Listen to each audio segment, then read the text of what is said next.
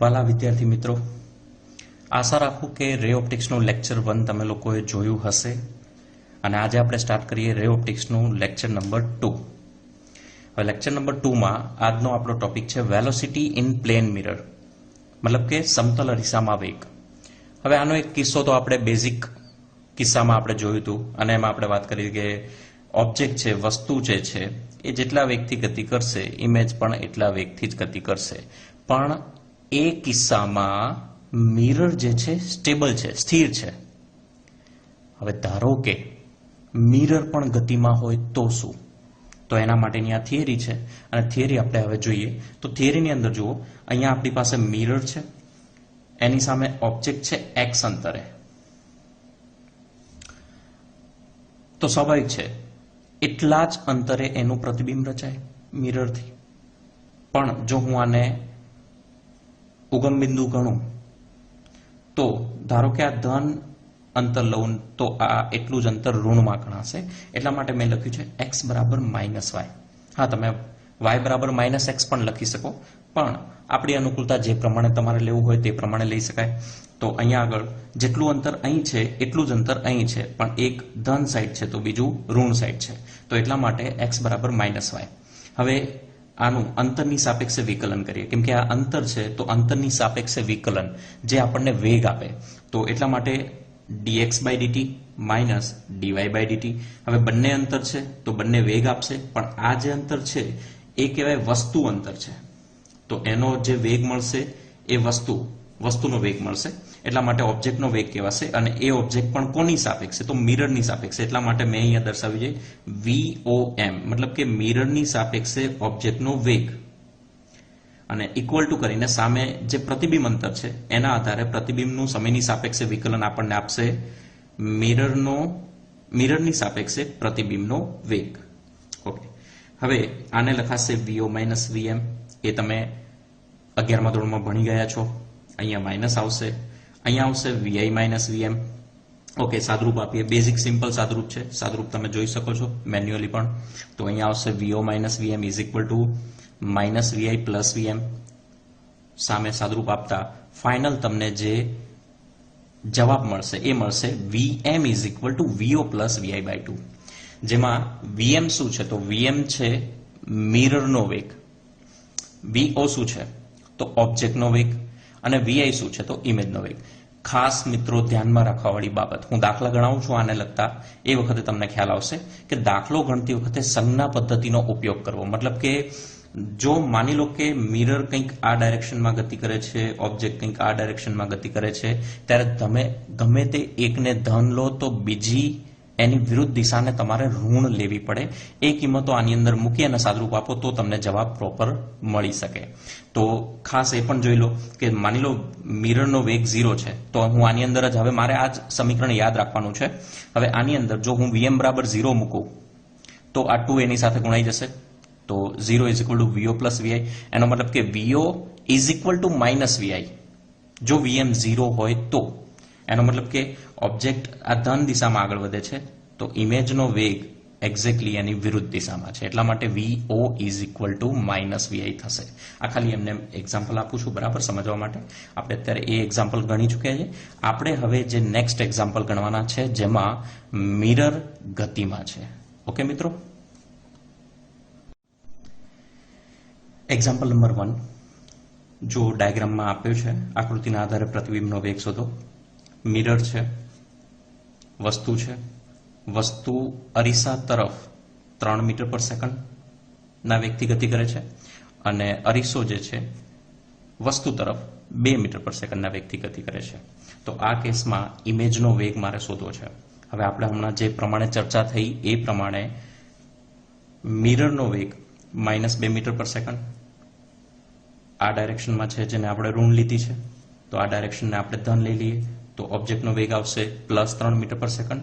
અને આપણું જે સમીકરણ છે VM બરાબર VO + VI/2, એની અંદર બધી કિંમતો મૂકી દઈએ તો જે VM છે -2, VO જે છે 3, VI એઝ ઇટ ઇઝ શોધવાનું છે અને /2.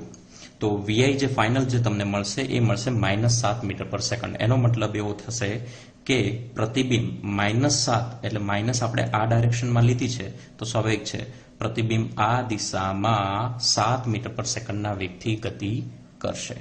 ઓકે, એ પ્રમાણે એક્ઝામ્પલ નંબર 2 તમને એમાં પણ જોશો તો ઓબ્જેક્ટ જે છે 5 મીટર પર સેકન્ડના વેગથી ગતિ કરે છે, મિરર જે છે 2 મીટર પર સેકન્ડના વેગથી ગતિ કરે છે. તો ઇમેજનો વેગ તમારે શોધવાનો છે. તમારી રીતે આ પ્રયત્ન કરજો અને જરૂર જણાય તો કમેન્ટ બોક્સમાં એનો આન્સર મૂકજો. હું આવતીકાલે આના આન્સરની ચર્ચા કરી દઈશ. ઓકે, એક્ઝામ્પલ નંબર 3 જુઓ, જેમાં પણ પ્રતિબિંબનો વેગ શોધવાનો છે. હવે આ કેસમાં થોડુંક ડિફરન્ટ છે. કઈ રીતનું ડિફરન્ટ છે તો એ પણ આપણે જોઈ લઈએ.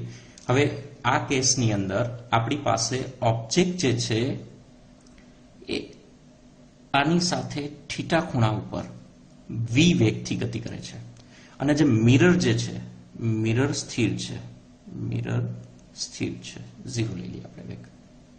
ઓકે, હવે સ્પેશિયલી આવા કેસની અંદર, આ કેસની અંદર તમને એમ કે ભાઈ પ્રતિબિંબનો વેગ શોધવાનો છે.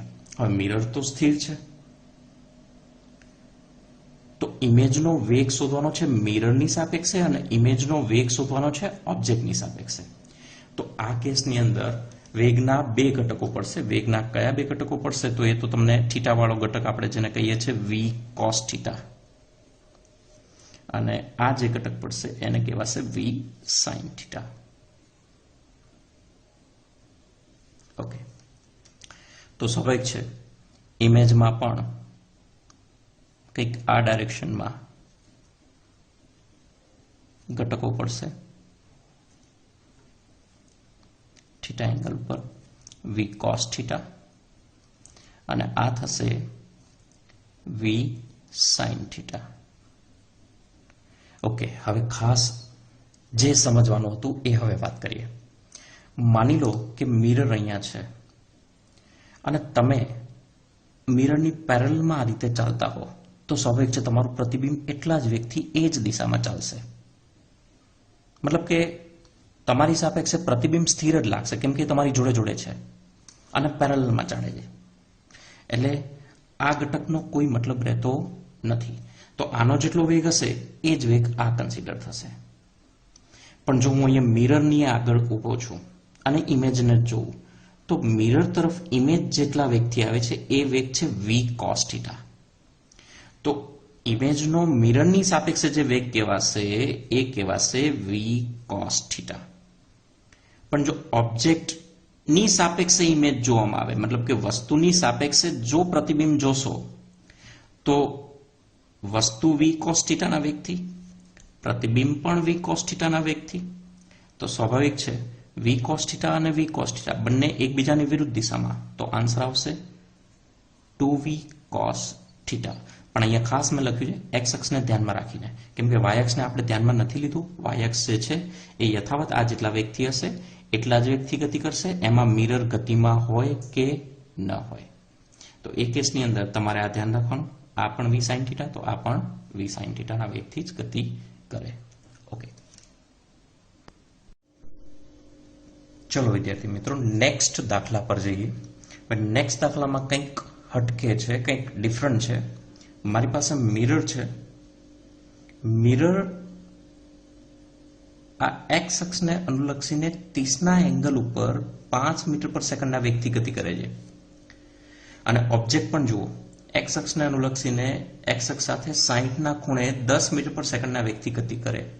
અને આ કેસમાં જો પ્રતિબિંબનો વેગ શોધવાનો કે તો સૌથી પહેલા તો આપણે એક કામ કરી નાખીએ. એક્સ અક્ષને અનુલક્ષીને અલગથી વેગ શોધીએ અને વાય અક્ષને અનુલક્ષીને તો ફિક્સ જ છે વેગ. પણ પહેલા એક્સ અક્ષને અનુલક્ષીને વેગ શોધી લઈએ, જે આપણે આગળ કરતા આવ્યા એ જ પ્રમાણે. પણ માત્ર એક્સ અક્ષને ધ્યાનમાં રાખવા છે એની પહેલા ઓબ્જેક્ટના 2 ઘટકો આપણે પાડી લઈએ. તો ઓબ્જેક્ટના વેગના 2 ઘટકો, એમાંથી આ જે ઘટક કહેવાશે એ કહેવાશે 10 cos 60 અને એ જ પ્રમાણે આ જે કહેવાશે એ કહેવાશે 10 sin 60.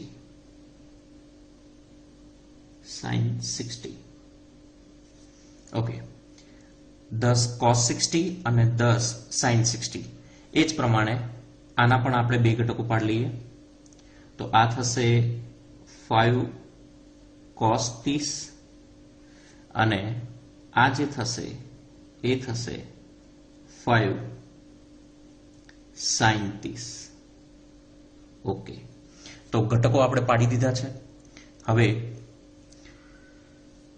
ઘટકોની અંદર મિત્રો એક વાત ક્લિયર કરી આપું, કદાચ આ અક્ષર મેં થોડા નાના અક્ષર લખ્યું છે, જો કદાચ ન દેખાય તો ટેન્શન ન લેતા, હું આ મટીરિયલ ઓલરેડી અપલોડ કરી દઈશ, બરાબર છે, એટલે એનું ટેન્શન લેવાની જરૂર નથી. માત્ર મારા બોલવા ઉપર ધ્યાન આપજો. 5 ના 2 ઘટકો પડ્યા છે, 5 cos 30 અને 5 sin 30. એ જ પ્રમાણે 10 ના 2 ઘટકો પડ્યા છે, એમાંથી આ છે 10 cos 60 અને 10 sin 60. હવે માત્ર x અક્ષને ધ્યાનમાં લેતા, માત્ર x અક્ષને ધ્યાનમાં લેતા તો એમાં ધ્યાનથી જોશો તો ઓબ્જેક્ટનો જે વેગ છે એક એ લેવાશે 10 cos 60, બરાબર છે, અને મિરરનો જે વેગ છે એ આપણે લઈશું, મિરરનો જે વેગ છે -5 cos 30. ઓકે, હવે આપણી પાસે જે છે એ બંનેના ઘટકોના x અક્ષને અનુલક્ષીને જે ઘટકો છે એને અનુરૂપ ઓબ્જેક્ટનો અને મિરરનો વેગ મળી ગયો છે. હવે સમીકરણ આપણી પાસે છે જ, તો સમીકરણ કયું છે તમને લોકોને ધ્યાનમાં છે? સમીકરણ મારી પાસે છે Vm = Vo પ્લસ Vi/2. હવે આના પરથી આપણે કિંમત મૂકીને સાદુરૂપ આપતા જઈએ તો Vm લખાશે -5 cos 30 = Vo જે છે એની જગ્યાએ લખાશે 10 cos 60 પ્લસ Vi/2. હવે 2 ને સામે લઈ લો તો 5 દુ 10 થઈ જશે, તો માટે -10 cos 30 = 10 cos 60 પ્લસ Vi. તો Vi બરાબર જે છે એ લખાશે Vi = હવે આ કેસને હું આ સાઈડ લઈ લઉં તો બંને માઇનસ થઈ જશે, અથવા તો અચ્છા Vi અહીંયા છે તો હું આને આ સાઈડ લઈ લઉં તો બંને માઇનસ થશે, તો -10 કોમન નીકળશે, પણ એની પહેલા એક સ્ટેપ એડ કરી દઈએ, -cos 30 -10 cos 60. હવે માઇનસ કોમન કાઢીએ તો Vi = અંદર કૌંસમાં રહેશે -10 cos 30 પ્લસ cos 60. હવે કિંમતો મૂકી દઈએ તો માટે Vi જે છે એ થશે -10 cos 30 ની જે કિંમત છે એ કહેવાશે √3/2 પ્લસ cos 60 ની જે કિંમત છે એ કહેવાશે 1/2. અચ્છા 2 ને લસા લઈ અને બહાર કાઢી લેશો તો ફાઇનલ જે છે Vi જે છે x અક્ષને અનુલક્ષીને મળશે -5 1 પ્લસ √3 અથવા તો √3 પ્લસ 1 મીટર પર સેકન્ડ. ઓકે, તો આ x અક્ષને અનુલક્ષીને મને વેગ મળ્યો. હવે આ જ પ્રમાણે y અક્ષને અનુલક્ષીને y અક્ષને અનુલક્ષીને જો હું કહું તો મેં તમને હમણાં પણ વાત કરી હતી એ જ પ્રમાણે y અક્ષને અનુલક્ષીને જો તમને ધ્યાનમાં રહે તો ઓબ્જેક્ટ જેટલા વેગથી આ દિશામાં ગતિ કરે છે ઇમેજ પણ એટલા જ વેગથી આ દિશામાં ગતિ કરશે. મતલબ કે ઇમેજનો વેગ જે છે એ પણ કેટલો કહેવાશે 10 sin 60. મતલબ કે ઇમેજનો જે વેગ છે આ જ પ્રમાણે y અક્ષને અનુલક્ષીને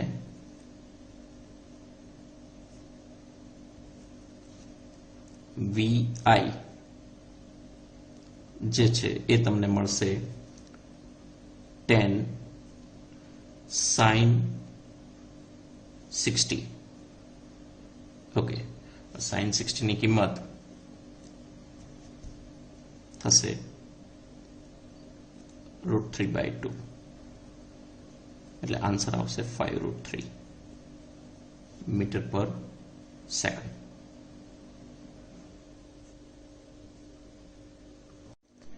આથી પ્રતિબિંબના વેગને સદિશ સ્વરૂપે દર્શાવતા સદિશ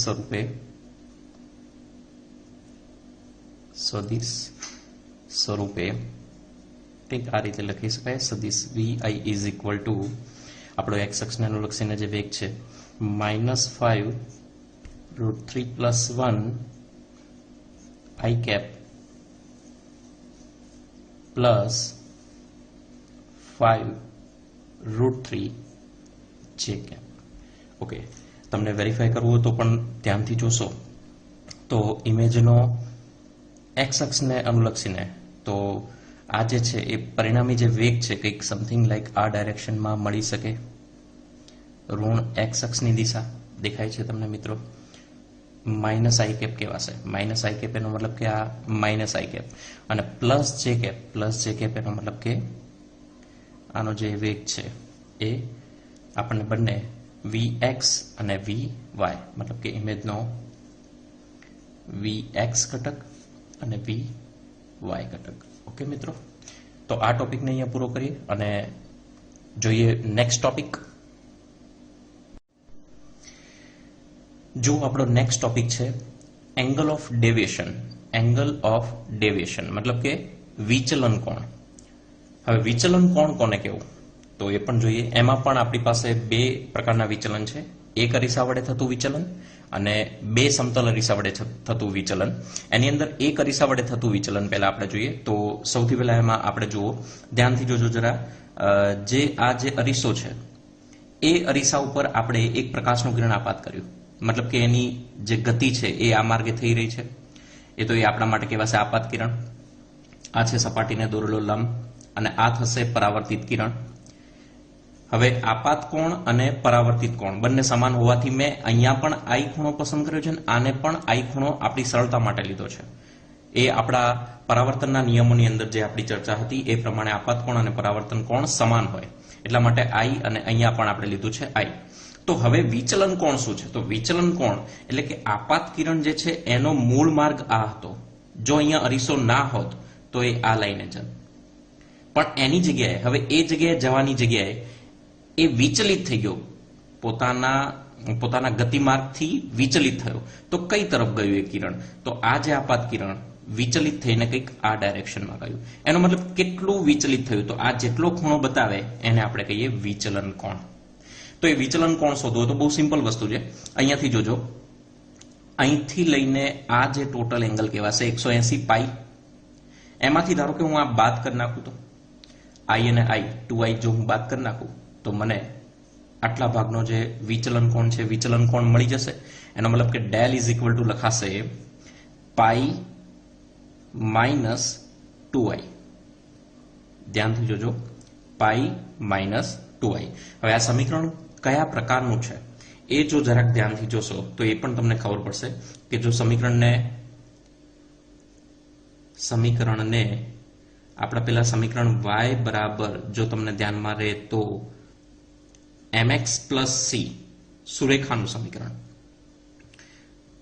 mx + c તો એની સાથે સરખાવશો તો ડેલ ઇઝ ઇક્વલ ટુ સમીકરણને y બરાબર mx + c સાથે સરખાવતા ડેલ બરાબર જો હું કમ્પેરિઝન કરીશ તો -2i + પાઈ આ રીતે લખી શકાય. તો ધ્યાનથી જુઓ, તો y અક્ષ ઉપર આપણે ડેલ લીધો છે, તો બાજુના ગ્રાફમાં તમને દેખાશે y અક્ષ ઉપર આપણે લીધો છે ડેલ, જેને આપણે વિચલન કોણ કીધું છે, અને x અક્ષ ઉપર લીધું છે i આપાત કોણ, તો x અક્ષ ઉપર આપાત કોણ. અને ઢાળ જે છે m શું છે? ઢાળ. તો ઢાળ તમને ઋણ દર્શાવે છે. ઋણ એટલે આપણે જે ચર્ચા કરી હતી કે ભાઈ આ રીતે કંઈક હોય તો એ ધન ઢાળ કહેવાય, આ રીતે હોય તો 0 એનો ઢાળ 0 કહેવાશે, અને જો સમથિંગ લાઈક આ રીતે લેશો તો એ ઢાળ ઋણ ગણાશે. આપણી એ ચર્ચા થયેલી છે. તો એટલા માટે આનો ઢાળ ઋણ કહેવાય છે અને y બરાબર mx પ્લસ c પ્રમાણે ડેલ વિરુદ્ધ i નો ગ્રાફ સુરેખા મળે એટલા માટે આપણે આ લેખ કેવો બતાવ્યો છે, સુરેખા. હવે આની અંદર જે વિશેષતા છે એ વિશેષતા જરાક ધ્યાનથી જોશો તો જો હું આપાત કોણ i બરાબર 0 લઉં, મતલબ કે આપાત કોણ i બરાબર 0 લઈશ તો 2i આખું 0 થશે અને ડેલ તમારું કેટલું મળશે, મેક્સિમમ પાઈ જેટલું. હવે આ વસ્તુ શું છે તમે ધ્યાનથી જુઓ. એ આપાત કોણ 0 કેવી રીતે, તો સપોઝ કે અહીંથી જો તમને દેખાતું હોય તો આ જે આપાત કોણ જે છે એ હું ધીમે ધીમે ધીમે ઘટાડતો જાઉં અને એક્ઝેક્ટલી મિરર ઉપર આ રીતે આપાત કરું. તો મેં તમને આની પહેલા પણ ચર્ચા કરી કે આ આપાત કોણ 0 કહેવાય. તો સીધી વાત છે કે અહીંથી આવતું કિરણ પરાવર્તિત થઈને વળી પાછું એ જ દિશામાં જતું રહ્યું. એનો મતલબ કે એ કેટલું વિચલિત થયું, અહીંથી એને આ દિશામાં આવું છે અને રિટર્ન આખું પરાવર્તિત થઈને સમથિંગ લાઈક આ રીતે ગયું, તો એનો મતલબ કે 180 જેટલું વિચલિત થાય છે. એટલા માટે લખ્યું છે કે મહત્તમ વિચલન કેટલું મળે, પાઈ જેટલું મળે. એટલે એ પણ ક્યારે, જ્યારે આપાત કોણ 0 હોય ત્યારે. હવે જો આપાત કોણ π/2 લઉં તો અહીંયા આગળ π/2 એટલે 90, તો 2 × 90 180, 180 એટલે પાઈ માઇનસ પાઈ એવું થશે. તો ડેલ તમને મિનિમમમાં મિનિમમ એ પણ કેટલું મળે, 0 મળે. ઓકે, તો ધ્યાનથી શાંતિથી સમજી વિચારી, ન ખબર પડે તો ફરીથી રિવાઇઝ કરજો વિડીયો, બરાબર, અને શાંતિથી જોઈ લેજો. ઓકે, હવે આ જ પ્રમાણે આગળ વધીએ. બે સમતલ અરીસા વડે થતું વિચલન, બે સમતલ અરીસા જેને આપણે અમુક એંગલ ઉપર ગોઠવીએ તો એને પણ આપણે જોઈ લઈએ કેવી રીતે બે સમતલ અરીસા વડે થતું વિચલન કેવી રીતે મેળવી શકાય. તો માની લો મારી પાસે એક મિરર આ રહ્યો, મિરર 1, અને એક બીજો મિરર અહીંયા છે મારી પાસે મિરર 2, અને બંને વચ્ચેનો ખૂણો જે છે મેં લીધો છે 90. હવે અહીંયા મિરર 1 ઉપર મેં અહીંથી કિરણ આપાત કર્યું, તો આ તો એક જ અરીસો થયો. હવે એ કિરણને જવું છે આમ, પણ એ પરાવર્તિત થશે, મતલબ કે 60 ના ખૂણે આવ્યું તો 60 ના ખૂણે પરાવર્તિત થશે.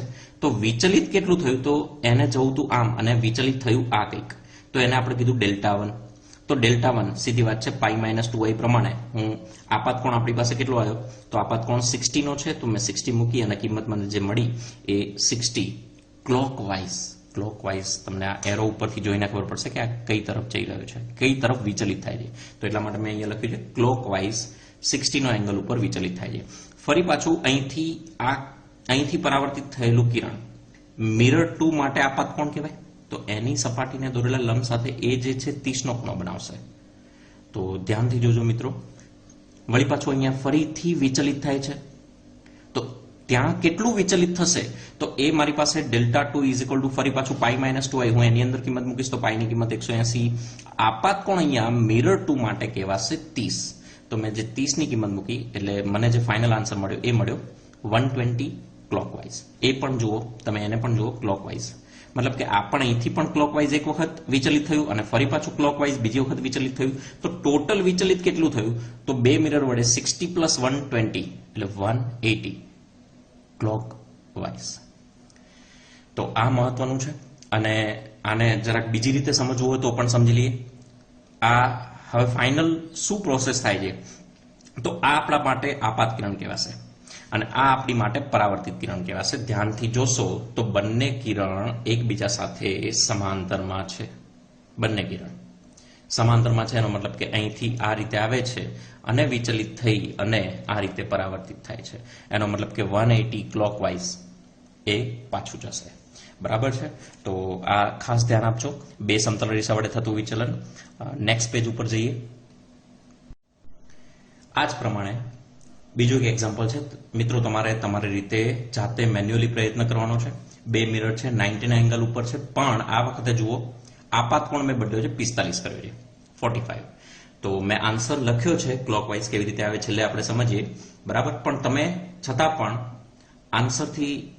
આન્સર જોઈ અને છોડી ના દેતા, મહેરબાની કરીને આના માટે પણ થોડો પ્રયત્ન કરજો. અહીંથી ડ્રો કરી અને પ્રયત્ન કરજો કે આન્સર કેટલો આવે. એ આપણે ફાઇનલ કન્ક્લુઝન ઉપરથી આધારે નક્કી કરીશું, પણ તમે જે મેં મેથડ કીધી છે એ મેથડ પ્રમાણે થોડોક પ્રયત્ન કરી અને આના માટે પણ ડાયાગ્રામ ડ્રો કરીને વિચારજો કે 180 કેવી રીતે આવશે. બંને મિરર માટે અલગ અલગ Δ1 Δ2 અને ફાઇનલી ડેલ કુલ વિચલન પણ તમે શોધજો. એટલે તમને ખ્યાલ આવશે. ત્રીજો એક એક્ઝામ્પલ લઈએ. હવે આ વખતે 90 નો એંગલ છે, એંગલ બદલીને આપણે 60 નો એંગલ કરીએ. 60 નો એંગલ કરવાથી શું થશે એ પણ હવે જોઈ લઈએ. તો એના માટે મિરર 1 અને મિરર 2 મારી પાસે છે. મિરર 1 પહેલા લઈએ. તો એની ઉપર જો આપાત કોણ મેં 40 ના ખૂણે એક કિરણને આપાત કર્યું છે, તો સ્વાભાવિક છે 40 ના ખૂણે પરાવર્તિત થશે. ફરી પાછું શોર્ટમાં કહીશ, હવે ડેલ્ટા 1 શોધવું છે. તો ડેલ્ટા 1 જુઓ પાઈ -2i, તો એ પ્રમાણે 100 ક્લોકવાઇઝ મળશે. ઓકે, ત્યાંથી અહીંથી પરાવર્તિત થઈને અહીં આવ્યું. તો અહીં કેટલા એંગલ ઉપરથી? તો એ એંગલ પણ જુઓ 20 નો એંગલ આવે છે. કેવી રીતે તમે ભૂમિતિ ઉપરથી શોધી શકો, આગળ મારી કદાચ ચર્ચા કરવાની રહી ગઈ, પણ તમે ભૂમિતિ ઉપરથી શોધી શકો કે 40 છે તો સ્વાભાવિક છે આ થશે 50.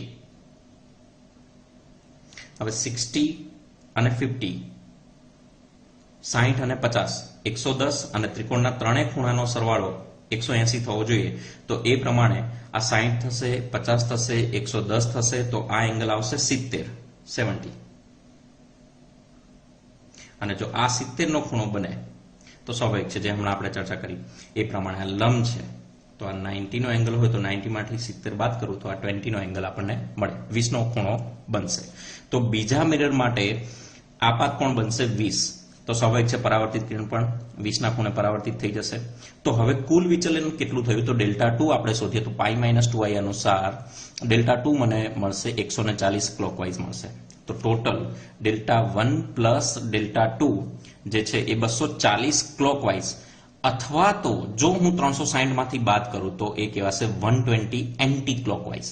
મતલબ કે પરીક્ષાની અંદર ગમે તે સવાલ પૂછાય તો આ બે ઓપ્શનમાંથી ગમે તે ઓપ્શન એ તમને આપી શકે. તો ખાસ આટલું ધ્યાન રાખજો. હવે તારણ કાઢવાનું છે આની અંદર કે આપણું તારણ શું છે.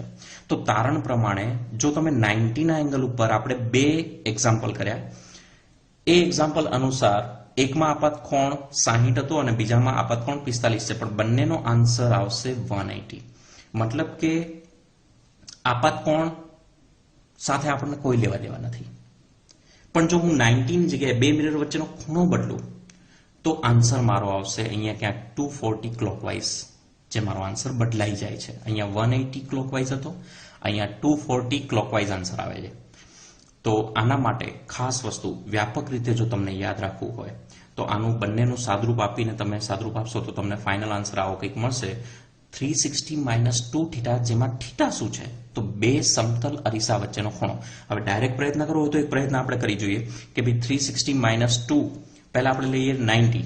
તો જો હું 90 લઈશ તો 90 ગુણ્યા 2 180, મતલબ કે 360 - 180 એટલે આપણો આન્સર આવી જશે 180 ક્લોકવાઇઝ.